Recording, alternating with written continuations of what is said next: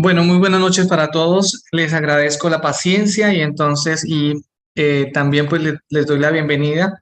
Estamos tratando aquí de aprender de esta nueva herramienta que es a través de Zoom. Perdón.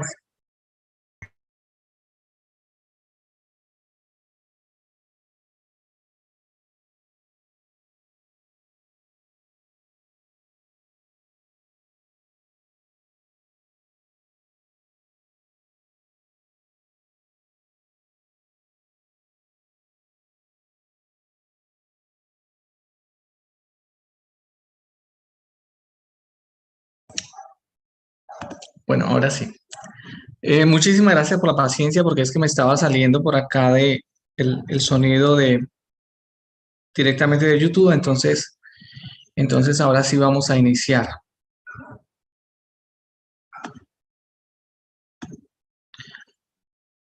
Iniciemos en el nombre del Padre, del Hijo y del Espíritu Santo. Amén. Coloquémonos en la presencia del Espíritu Santo para que sea Él el que nos ilumine, sea Él nuestro maestro y guía espiritual en este encuentro con la palabra, para que podamos ser apóstoles, ser misioneros de esa palabra y poder confesar nuestra fe en Cristo.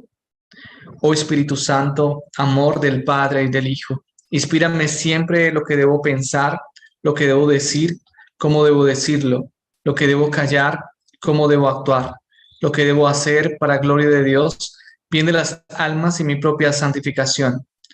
Espíritu Santo, dame agudeza para entender, capacidad para retener, método y facultad para aprender, sutileza para interpretar, gracia y eficacia para hablar. Dame acierto al empezar, dirección al progresar y perfección al acabar. Amén. Gloria al Padre, y al Hijo, y al Espíritu Santo, como era en un principio, ahora y siempre, por los siglos de los siglos. Amén. Queridos hermanos, los invito para que tomemos en nuestra Biblia el texto del Evangelio para este domingo, que será del capítulo 8, versículo 27 al versículo 35. Capítulo Marcos 8, 27 al 35. Del Evangelio según San Marcos. Salió Jesús con sus discípulos hacia los poblados de la región de Cesarea de Filipo, y por el camino hizo esta pregunta a sus discípulos: ¿Quién dicen los hombres que soy yo? Ellos le respondieron: unos que Juan el Bautista, otros que Elías, otros que uno de los profetas. Él les preguntó: ¿pero vosotros quién decís que soy yo? Pedro le contestó: tú eres el Cristo. Entonces les ordenó enérgicamente que a nadie hablaran acerca de él. Entonces comenzó a enseñarles que el Hijo del Hombre debía sufrir mucho y ser reprobado por los ancianos, los sumos sacerdotes y los escribas, que le matarían y que resucitaría a los 3 días. Hablaba de esto abiertamente.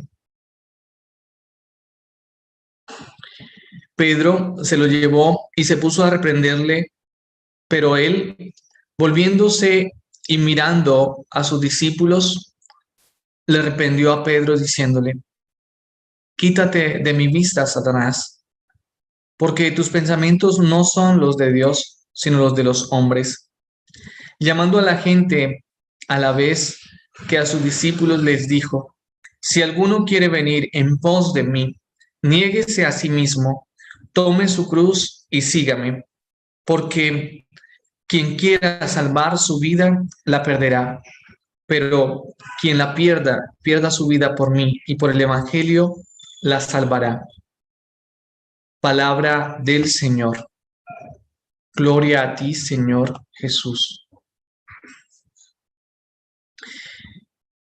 Queridos hermanos y hermanas, estamos nosotros en el Evangelio de San Marcos, y este texto, el texto de la confesión de fe, es el texto, digamos que es el culmen, es la bisagra que une las dos partes del Evangelio de San Marcos, que está escrito precisamente, perdón, que está escrito precisamente para paganos y que como nosotros lo escuchamos en el primer versículo del Evangelio de San Marcos dice, comienzo del Evangelio de Jesús, el Cristo, Hijo de Dios. Es decir, Marcos nos está diciendo que él va a iniciar el Evangelio que va a hablar, que es de Jesucristo, de Jesús, el Cristo, Hijo de Dios. Es decir, son dos, digamos que las tesis que Marcos nos va a presentar en su Evangelio, que es confesar la fe de Jesús como Cristo y confesar la fe de Jesús como Mesías. Entonces, nosotros encontramos que esa confesión de fe de Jesús como Cristo la vamos a encontrar en la confesión de este texto de Mateo 27 al 30. Y luego la confesión de Jesús como el Hijo de Dios, la vamos a encontrar en boca precisamente de un romano en el 15:39, donde el centurión que estaba de frente a él, dice, al ver que había expirado, de aquella manera dijo, verdaderamente este hombre era hijo de Dios. Entonces, es el centurión, es decir, es un pagano el que va a confesar que Jesús era el Hijo de Dios, era el Hijo de Dios. Entonces, por eso el vértice del Evangelio, la mitad del Evangelio, donde se ha trabajado primero para llegar a identificar quién es Jesús, entonces viene a ser este texto. Por eso, este es el texto, o esta es la pregunta fundamental con la cual se inician todos los acercamientos acerca de Jesús. Es decir, acerca de la persona de Jesús. Todas las, digamos que las cristologías tienen que nacer de esa pregunta. ¿Quién dice la gente que es Jesús? Jesús entonces nos va a decir que salió con sus discípulos hacia los poblados de la región de Cesarea de Filipo. Entonces, nosotros podemos mirar en el mapa que la región de Cesarea de Filipo está en la parte más norte, es la parte más extrema del pueblo de Israel, que colinda con el monte más alto de toda aquella región. De hecho, es el monte de los conflictos hoy en día todavía entre Siria, Irak y Israel, que de hecho Israel, pues digamos que fue capaz, digamos, de conquistarlos actualmente, porque es un lugar estratégico donde se puede mirar para todo el Medio Oriente.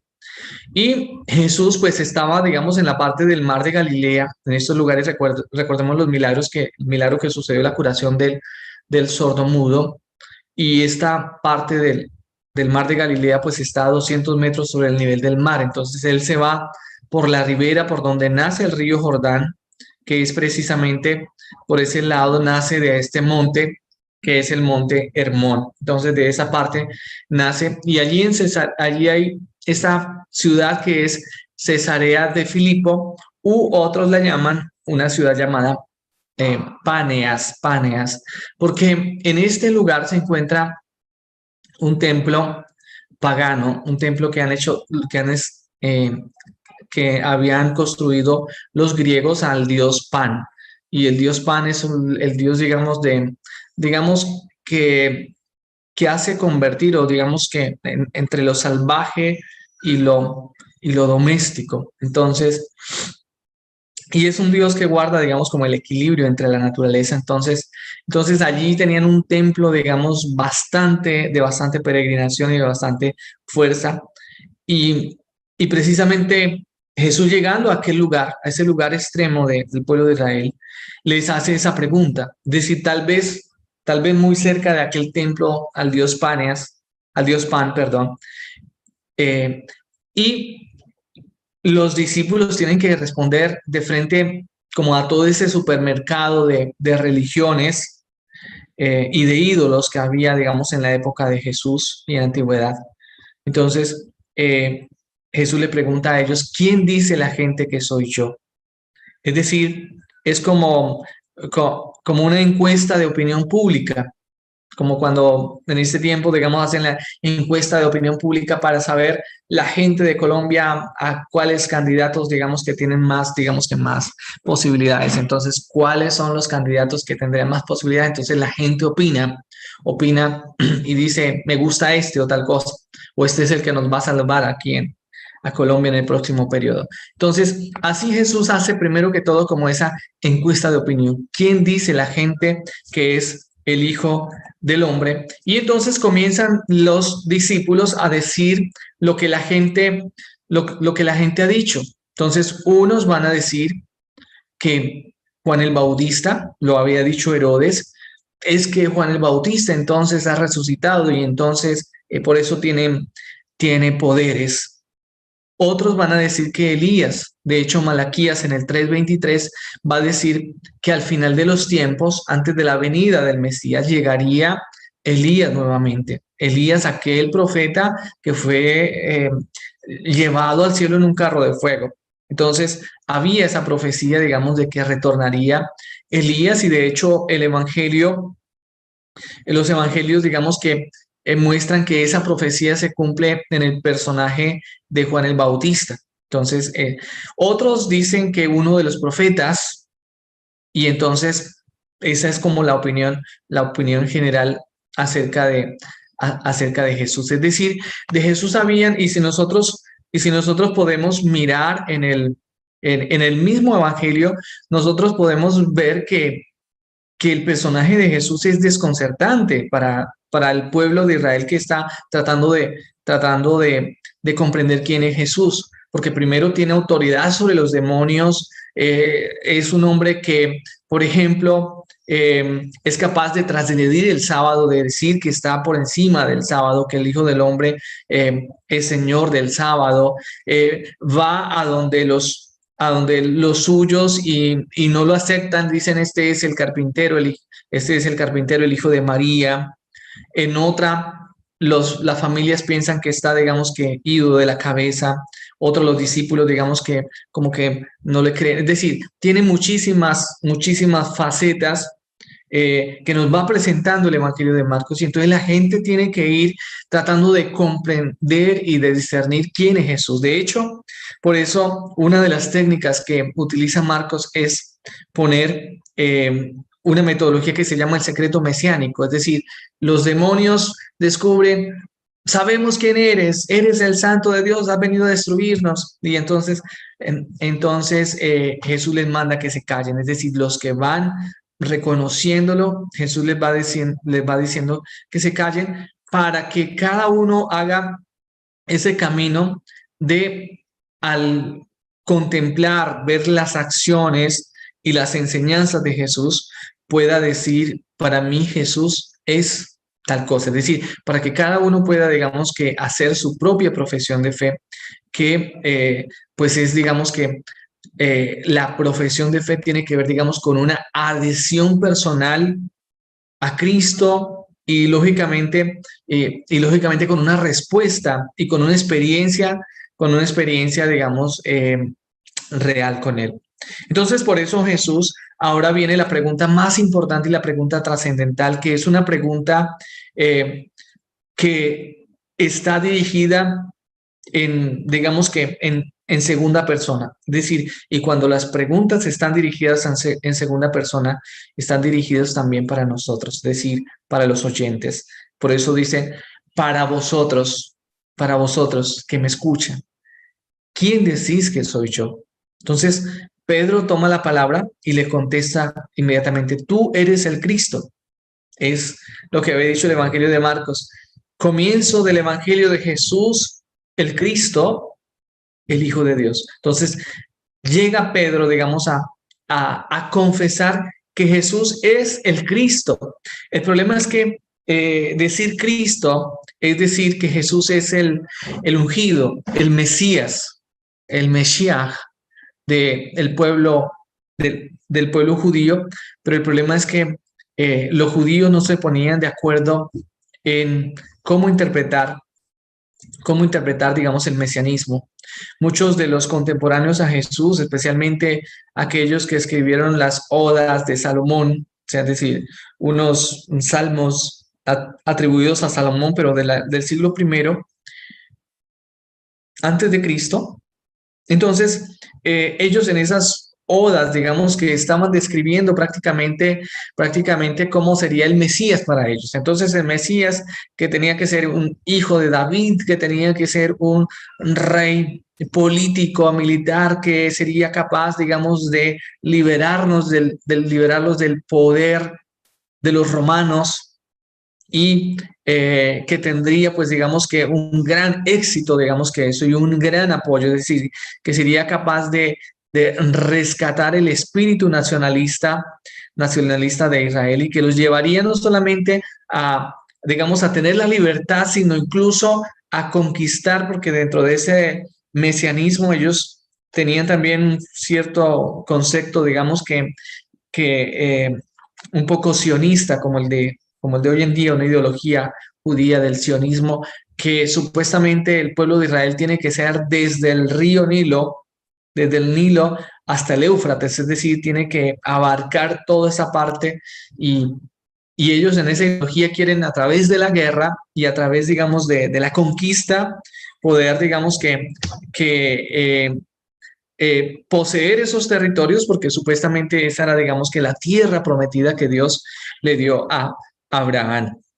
Entonces, esa es la idea, una de las ideas mesiánicas acerca de Jesús.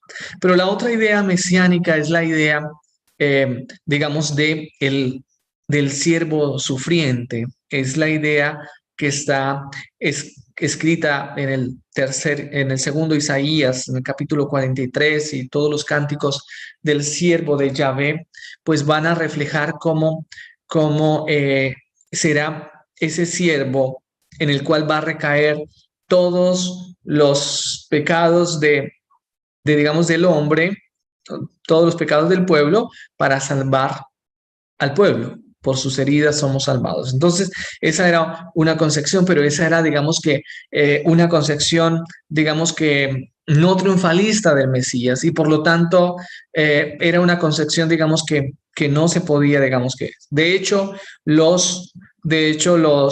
los esenios que vivían en las cuevas de Qumran, o sea, en este sector, ellos creían, digamos, tenían la esperanza de dos Mesías, un Mesías de tipo político, davídico, como el que les decía, y el otro Mesías, digamos, de tipo espiritual, de linaje sacerdotal, entonces, de tipo como este tipo, digamos, de eso, que sea un poco, digamos, al estilo del siervo sufriente, al estilo del Hijo del Hombre de Daniel.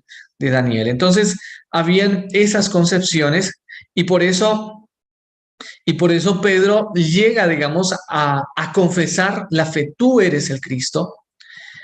Y Jesús inmediatamente le dice enérgicamente que no lo diga a nadie, que a nadie hablaran acerca de él, de que él era el Cristo.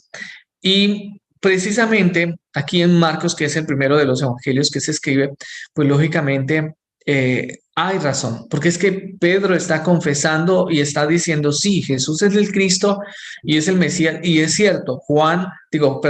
El evangelio de Marcos ya lo ha revelado, que Jesús es el Mesías cuando Jesús recibe el bautismo. Ahí se constata el mesianismo de Jesús, es decir, Mesías significa ungido, y Jesús en el bautismo fue ungido por el Espíritu Santo, fue lleno del Espíritu Santo, y entonces, por lo tanto, él asume esa tarea mesiánica a partir del bautismo. Entonces, efectivamente, Pedro estaba diciendo la verdad, pero el problema es que Pedro no estaba comprendiendo totalmente el mesianismo, cómo iba a ser el mesianismo de Jesús.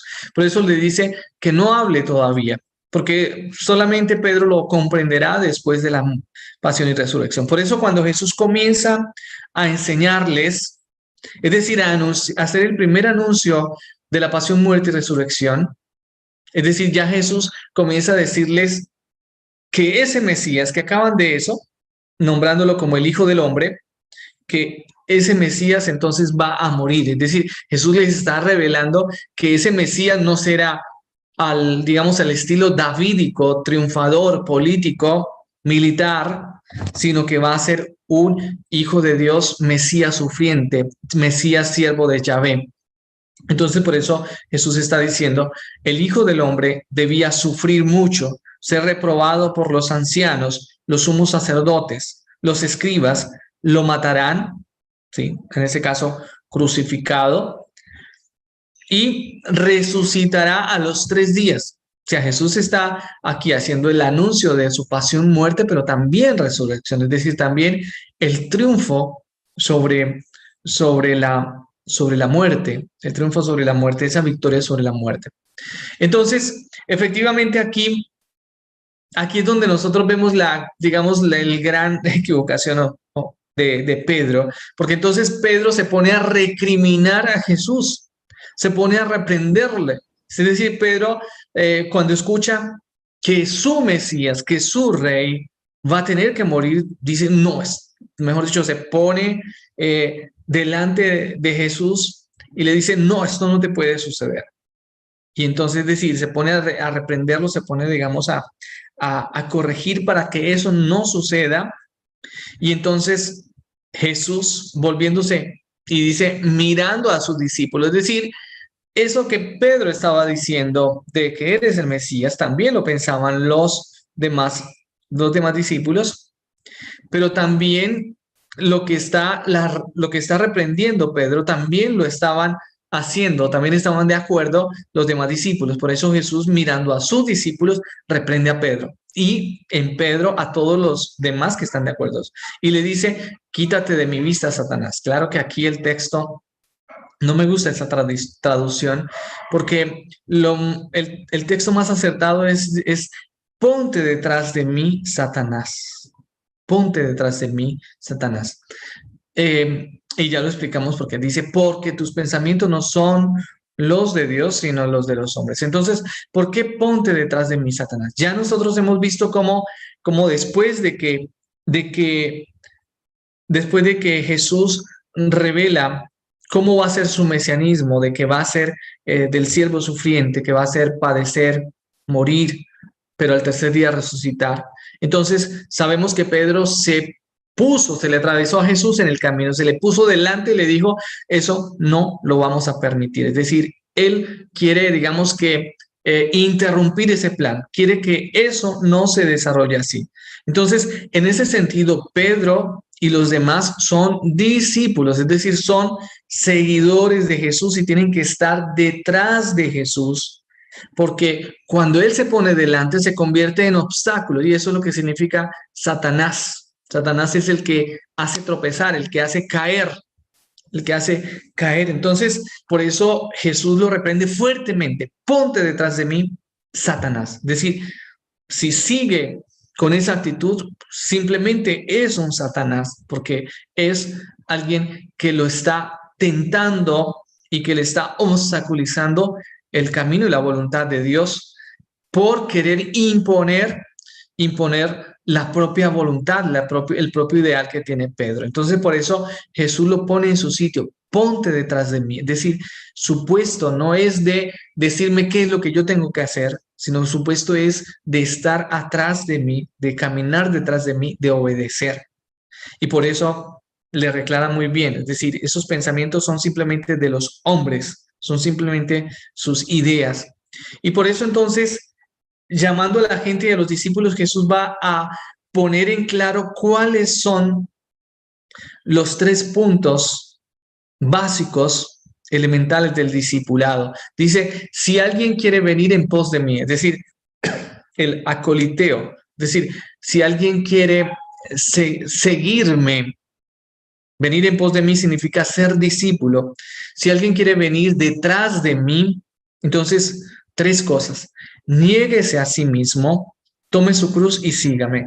Es decir, negarse a sí mismo significa precisamente vaciarse de sus propios proyectos, de sus propias ideas, de aquellos, digamos que ideales que él tenía, pues vaciarlos porque tiene que aceptar y acoger es lo de su maestro. Es decir, si nosotros vamos con nuestros propios intereses, con nuestras propias motivaciones, pues no vamos a ser verdaderos discípulos, sino que al final vamos a convertirnos en traidores, en obstáculos hacia el proyecto de Jesús, hacia el proyecto de Dios. Entonces, por eso, negarnos a nosotros mismos significa vaciarnos de nuestros intereses, de nuestros proyectos, para acoger y hacer la voluntad de Dios. Y por eso, y luego tome su cruz, es decir, tome su historia, tome su realidad, tome su fragilidad, porque Pedro es así acelerado, Pedro digamos que no piensa, Pedro es digamos que digamos, muy entregado al Señor, pero también a veces, digamos, que actúa sin pensar, sin pensar. Entonces, asuma esa realidad. Es decir, entréguele o sígalo con todo lo que es cada uno, asumiendo su propia historia, sus propias heridas, su propia fragilidad. Entonces, y tome su cruz y luego síganlo y luego sigámoslo. Y luego nos dice el Señor, porque quien quiera salvar su vida, la perderá, pero quien pierda su vida por mí y el Evangelio la salvará. Es decir, la clave está en la donación. Nuestra vida está y tiene sentido donándola, no, digamos que no aferrándonos a ella de manera egoísta, sino dándonos a los demás. Entonces eso es lo que significa eh, perderla, es decir, donarla.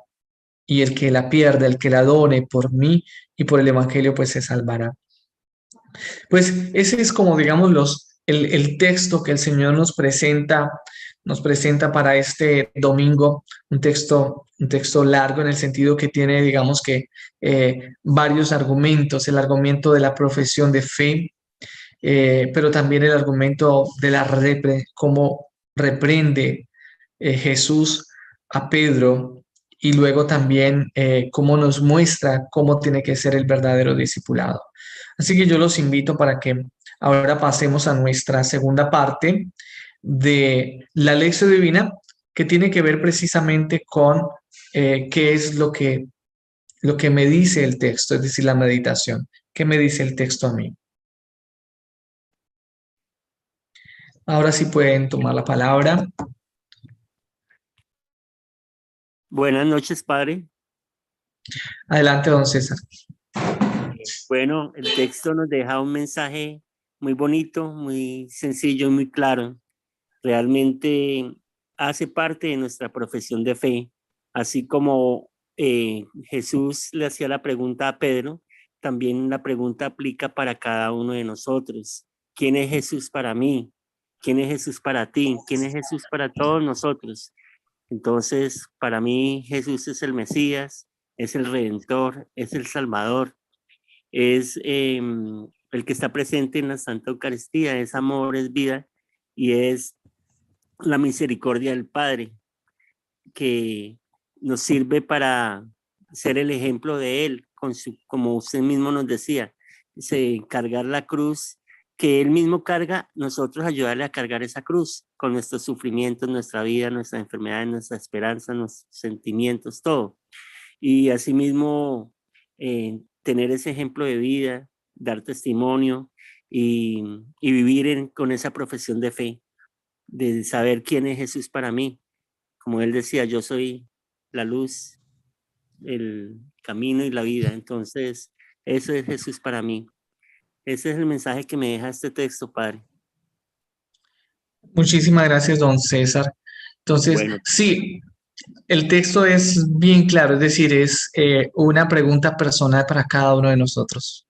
¿Quién es Jesús para mí? Y esa respuesta tiene que ser una experiencia de vida con Él. Entonces, los invito para que sigamos participando. ¿Qué más nos está diciendo este texto? Padre Albert, Adelante, Gustavo. gracias Señor. Yo invitaría a cada uno de nosotros a hacer un listado de quién es Jesús para nosotros. El compañero anterior hizo unas definiciones, digamos, muy profundas.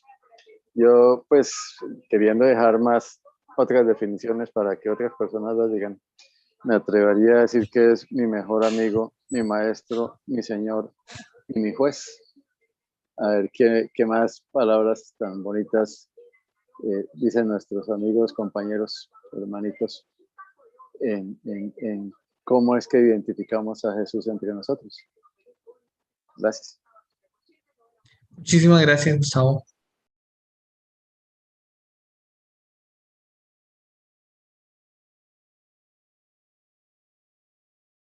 Recordemos que este texto es un texto fundamental, digamos que es la cumbre, digamos, del Evangelio de Marcos, porque tiene que ver con la confesión de fe.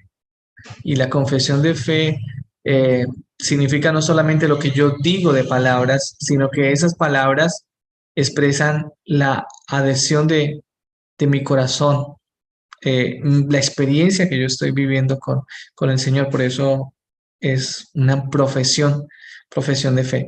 Efectivamente, Pedro estaba, digamos que profundamente adherido a eso que él pensaba acerca de Jesús, a ese mesianismo que él pensaba. Por eso la manera también como reprende fuertemente a Jesús. Pero entonces ahí necesitamos a veces eso, necesitamos a veces, yo creo que podríamos mirar acá, necesitaremos a veces purificar las ideas, porque pueden ser verdaderas, pero como lo que estaba diciendo Pedro, pero no entenderlas totalmente. Y entonces hay que irlas purificando para ir comprendiendo totalmente, de tal manera que no sea la imagen que yo me hago de Dios, sino que sea realmente el mismo Dios el que se me está mostrando y el que yo estoy eso. Y entonces, para que no sea la imagen que yo me hago de Dios, entonces yo tengo que tener, digamos, una actitud de obediencia, de anonadamiento, como nos estaba pidiendo adelante. Entonces, yo los invito para que eso, para que reflexionemos sobre ese punto y qué más nos estará, digamos, invitando a vivir este texto, cómo lo podremos actualizar en nuestros días. Bueno, pues a mí el Señor en esta noche, Dios me está diciendo que con nuestro Señor Jesucristo, o sea, con Él yo no tengo pérdida, que Él me está diciendo que con Él todo es ganancia, que todo el tiempo que yo le dedique o todo el tiempo que yo hable con Él no es un tiempo perdido, es un tiempo que me va a ayudar mucho, es el mejor tiempo que puedo pasar y que no voy a desperdiciar, es el que vivo con Él, en la Eucaristía, en la oración. Yo puedo perder, también me dice que yo puedo perder muchas cosas, puedo perder mi empleo o puedo perder muchas cosas materiales, pero si estoy con Él, pues no voy a perder nada, porque pues en Él es ganancia. Y pues, o sea, también todo lo que haga por mis hermanos o por una persona necesitada, digamos, todo el tiempo que yo dedique a las personas que lo necesitan, tal vez dando un consejo o prestando atención sobre todo, o escuchando, por decir, a los abuelitos, a las personas ya de edad, pues va a ser ganancia también, porque pues él me dice que pues que en esta situación en la que estamos viviendo, hay muchas personas en soledad, ¿sí? Están solas, necesitan que las escuchemos, los niños, los ancianos especialmente, que son los que más también, pues el Señor me hace ver en este momento que están en soledad. Entonces, cualquier servicio o cualquier visita que yo pueda hacer, digamos, a las personas mayores de edad, pues es como estar pues visitando a nuestro Señor Jesucristo, o sea, quien visita, por decir, a un anciano ya abandonado, pues es como si estuviera visitando, digamos, a nuestro Señor Jesucristo, ¿sí? Porque Jesús está en estas personas llenas de soledad, en los ancianos, en los niños, en las personas enfermas. Entonces, en esta noche el Señor me está haciendo esa invitación de que hay mucho por hacer y que pues debo de digamos, como de pensar tanto en mí y estar siempre pendiente en todo, o sea, dejar de ser un poquito como egoísta, esa es, lo digo en persona, ¿no? Que es lo que me está diciendo él a mí. Y pues también estar más pendiente de los míos y pues de mi iglesia y del prójimo, ¿sí? Y también hay una Muchísimo. parte también Sí. que pues me llama mucho la atención también, es que pues de tomar, digamos, la cruz y seguirlo, pues no lo veo, digamos, como pues como Jesús lo hizo, pero así con mis dificultades y con mi vida diaria o con mis situaciones difíciles que tenga, yo debo siempre, digamos, estar cerca de Dios, o sea, no porque tenga miles de cosas que hacer, mucho trabajo que hacer, entonces no voy a sacar el tiempo para ir a, a, a compartir con nuestro Señor Jesucristo, con mis hermanos, digamos, en lo que tiene que ver con la Eucaristía o en la oración.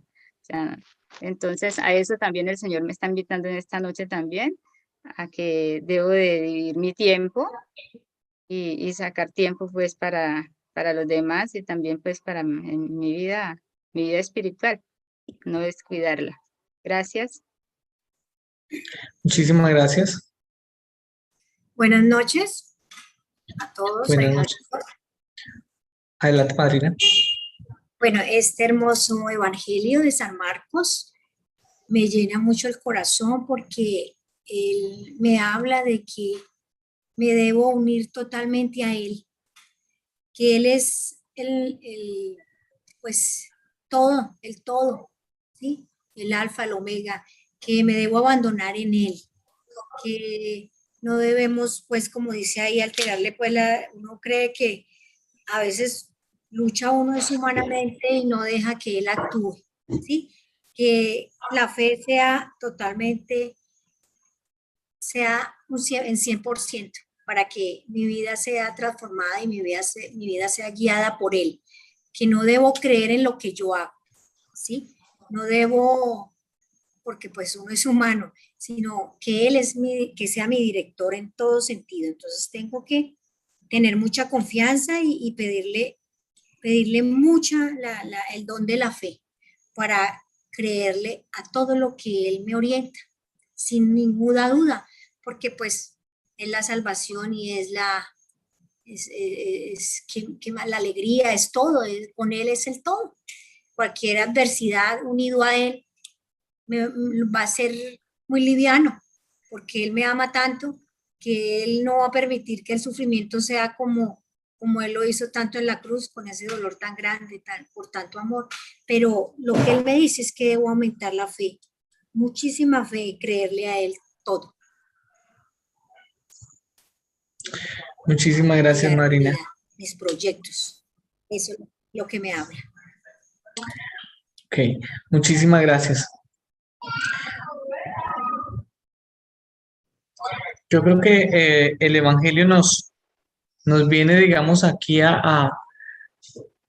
también como a interrogarnos sobre que no podemos nosotros quedarnos simplemente con ideas o conceptos acerca de Jesús, porque pueden haber, digamos que muchas interpretaciones acerca de Jesús, muchos puntos de vista, y nosotros no podemos quedarnos simplemente con una idea o con lo que nos dijeron en la catequesis hace 30 años o simplemente con lo que eso, sino que nosotros tenemos que abrirnos a una experiencia personal y a una experiencia personal que tiene que partir es del encuentro con el Evangelio, porque nosotros hemos escuchado precisamente, y hace 8 días nosotros escuchábamos el Evangelio de la curación del sordomudo. Y yo les decía tal vez en la homilía aquí el domingo, no sé si en la lección lo dije, pero lo decía, ese milagro es para los discípulos, porque precisamente digamos, ese bloqueo que había, digamos, de sordera, pues lógicamente no permite que la palabra de Jesús, que tiene poder para hacer milagros, pues entre en esa persona y actúe. Por lo tanto Jesús tiene que hacer como una nueva creación y abrir los oídos y después poner la saliva, digamos, en la lengua para poder como que al escuchar bien quién es Jesús, poder hablar acerca de Jesús. Y luego también el milagro que está antes del, digamos que en el versículo 26, o sea, desde el 26 hacia atrás, del 8:26, es la curación de un ciego que le pregunta, es decir, como que Jesús va, le echa barro, digamos, y tal cosa, ¿y qué ve? Entonces veo hombres como árboles. Entonces, es decir, de esa misma manera, es decir, esos milagros son milagros específicamente que tienen que ver con el proceso que Jesús está haciendo en los discípulos de poderles ir purificando lo que ellos están abriendo los oídos a lo que Jesús es y abriéndole los ojos para que lo puedan reconocer. Entonces, yo creo que nosotros también tenemos que dejarnos moldear a través de la lectura del Evangelio de Marcos, dejarnos moldear por Jesús, que quiere abrir nuestros oídos para que podamos saber, conocerlo y hablar de él, pero también abrir nuestros ojos para poderlo reconocer y no para que veamos, digamos, bultos como deformes, como que no son muy claros.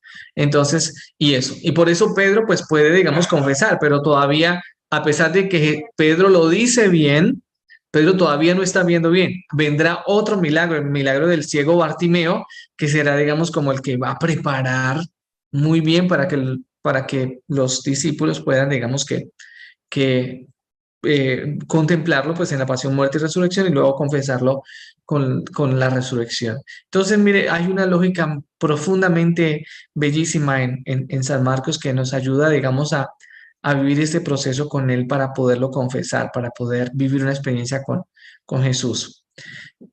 Yo los invito para que ustedes también puedan expresar qué más les está diciendo, cómo podemos actualizar este texto en nuestras vidas. Buenas noches, Padre Elber. Buenas noches a todos. Adelante, señor Marixa. Me cuestiono profundamente, como usted dice, y para nosotros es todavía, pienso yo, más comprometedor el hecho de que estamos estudiando su palabra, la estamos leyendo, asistimos los que tenemos pues la posibilidad de Eucaristía diaria, el tener un encuentro sacramental con él, preguntarnos cuál es mi profesión de fe, cómo estoy viviendo, testimoniando mi encuentro con él, cómo es esa transformación de mi vida. Y en lo personal, pues, le doy gracias a Dios porque Él puede ver mi corazón y mis pensamientos, solo Él. Y es mucho la obra grande que Él ha hecho conmigo en mi vida y por ahí, por ende, también con los más cercanos, con mi familia. Cómo vivimos, como usted dice, porque no se trata solo como los fariseos de conocer la ley, sabernos su palabra de memoria, sino cómo esa palabra ha venido transformando nuestras vidas, cómo nos hemos dejado tocar, cómo hemos experimentado el ver a Cristo en los nuestros, empezando por nuestras familias, en nuestro esposo, nuestros hijos, nuestros padres, los vecinos. Y esta situación sí que nos ha revolcado el alma y nos ha puesto de frente tantas circunstancias de dolor, de angustia, de necesidad, no solo material, sino también espiritual, porque a mí me ha conmocionado mucho ver muchas personas que no creían en Dios y a raíz de Dios se vale de muchas circunstancias, de los sufrimientos, de los momentos difíciles para llamarnos a su lado, para llamarnos a creer en Él, a tener una fe cuando no se ha tenido. Y pues yo le doy gracias a Él en su infinita misericordia, porque tanto a mí como a muchas personas, y sé que lo seguirá haciendo porque es la obra salvadora de Él, hacer que nosotros creamos en Él, que le creamos y que vivamos cada uno, como usted dice, un encuentro particular y muy singular de fe y de encuentro con Él, y que lo podamos transmitir, que seamos espejo, reflejo de su enseñanza y de su obra en nosotros. Ese es mi aporte, Padre. Muchísimas gracias. Muchísimas gracias, señora Marixa. Dios la bendiga. Es un aporte bellísimo para poder comprender y actualizar También puedo hablar. el texto. Adelante, Gustavo.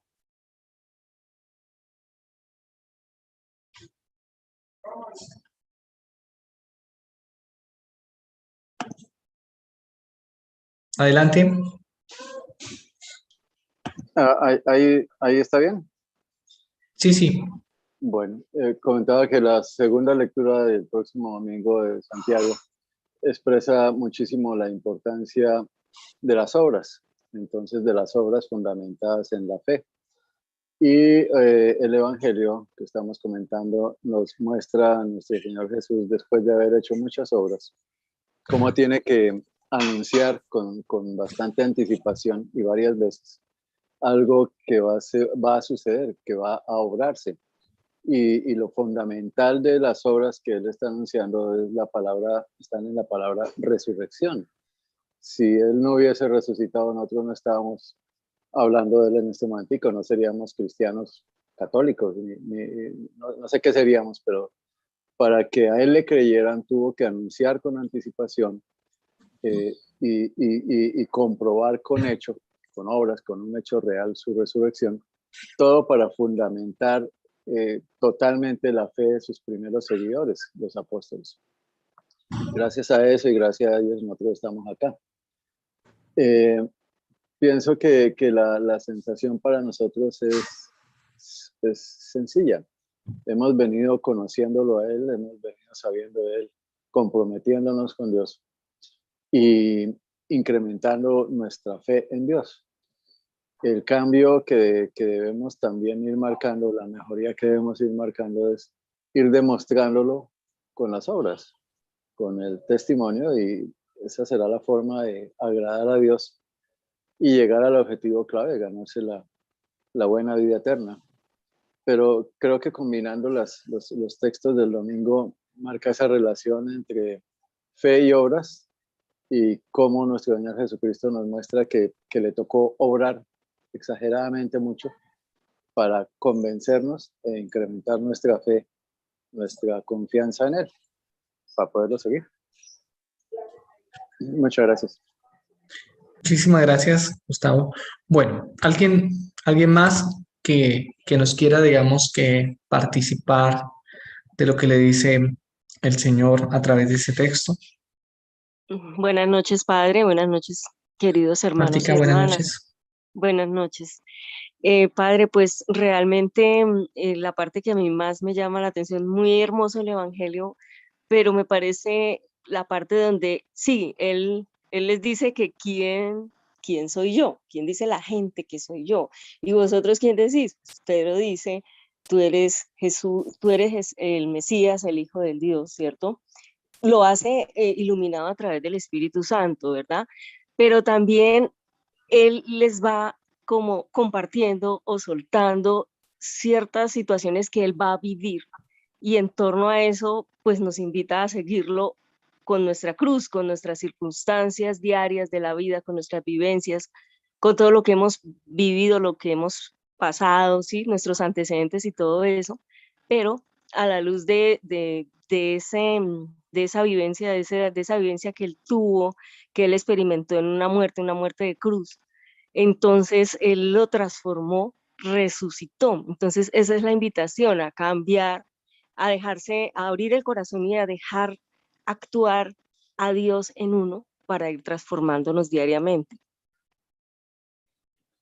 Muchísimas gracias, Martica. Bueno, yo los invito para que ahora pasemos a la oración, es decir, a este momento tan importante en el cual ya hemos escuchado al Señor, qué es lo que dice ese texto en su contexto, qué nos dice a nosotros, y ahora nosotros qué le podemos decir al Señor, especialmente cuando nos ha pedido un discipulado radical, decir, a veces nos cuesta a nosotros negarnos a nosotros mismos, a veces nos cuesta a nosotros aceptar esa voluntad de Dios para nuestras vidas, porque tenemos unos proyectos o unos ideales concretos que a veces, eh, no los, digamos, no se los ponemos en las manos del Señor porque nos parecen muy nuestros, pero tenemos que ser capaces, digamos, de eso, de abandonarle todos nuestros proyectos, todas nuestras ideas, todos nuestros deseos, colocárselos para que sean configurados con la voluntad de Dios, para poder, digamos, que ser un verdadero discípulo y seguirlo hasta la cruz y más allá de la cruz, que es la resurrección. Yo los invito para que dispongamos nuestro corazón a la oración.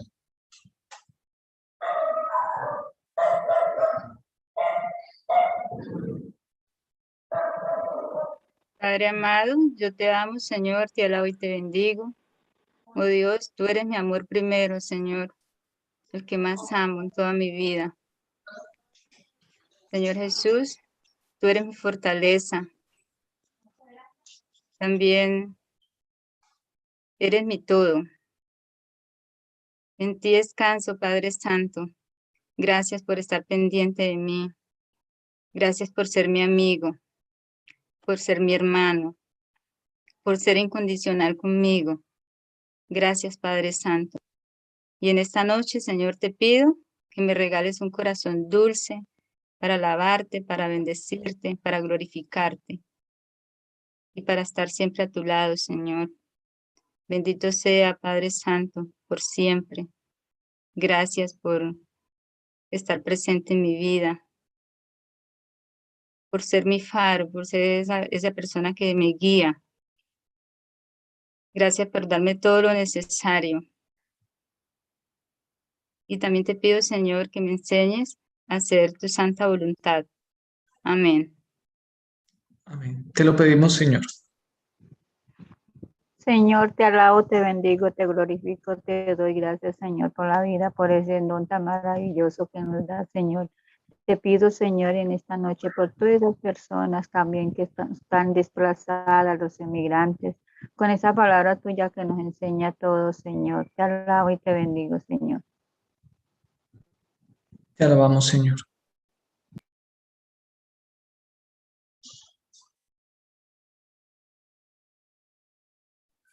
Señor, te doy gracias por este momento tan especial, porque a través de tus sagradas escrituras nos hace reconocer y nos hace ser mejores personas, conocerte mejor. Y quiero también aquí en estos momentos pedirte perdón porque en ciertos momentos a veces he sido un Pedro, a veces he querido ser más que tú, Señor. Perdóname, Señor, porque la soberbia me ha llevado a esto, pero también te doy grandísimas, no sé cómo pagarte, darte gracias, Señor, por tu misericordia, por tu amor, porque has estado presente en cada momento de mi vida, en cada adversidad que he tenido. Tu reflejo ha sido y ha estado siempre a mi lado, igual a mi familia. Te doy gracias porque has tenido bastante paciencia. Y te pido también en estos momentos que me des esa gracia para que sea el reflejo tuyo, para que tu amor y tu paciencia que me has enseñado la tenga con mi prójimo. Porque tú eres feliz cuando compartimos el amor, cuando verdaderamente entregamos todo, nos abandonamos en todo, nos abandonamos en tu amor. Y te pido que me sostengas en tu misericordia, porque yo sola no puedo, Señor. Amén. Amén.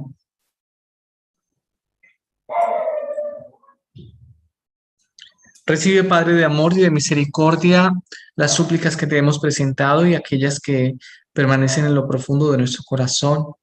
Te las presentamos especialmente a nuestro Padre Celestial con la oración que Jesucristo nos ha enseñado. Padre nuestro que estás en el cielo, santificado sea tu nombre. Venga a nosotros tu reino, hágase tu voluntad en la tierra como en el cielo. Danos hoy nuestro pan de cada día, perdona nuestras ofensas, como también nosotros perdonamos a los que nos ofenden.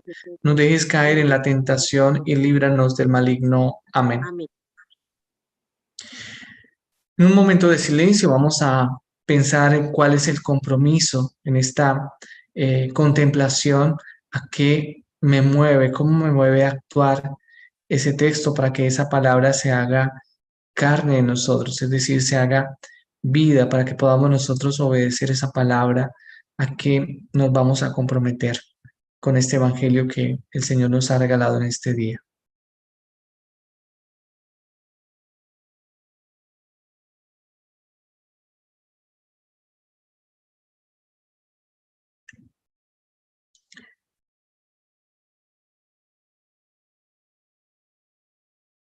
Gloria al Padre y al Hijo y al Espíritu Santo, como era en un principio, ahora y siempre, por los siglos de los siglos. Amén. Que el Señor Dios Todopoderoso nos acompañe y nos bendiga en el nombre del Padre, del Hijo y del Espíritu Santo. Amén. Amén. Bueno,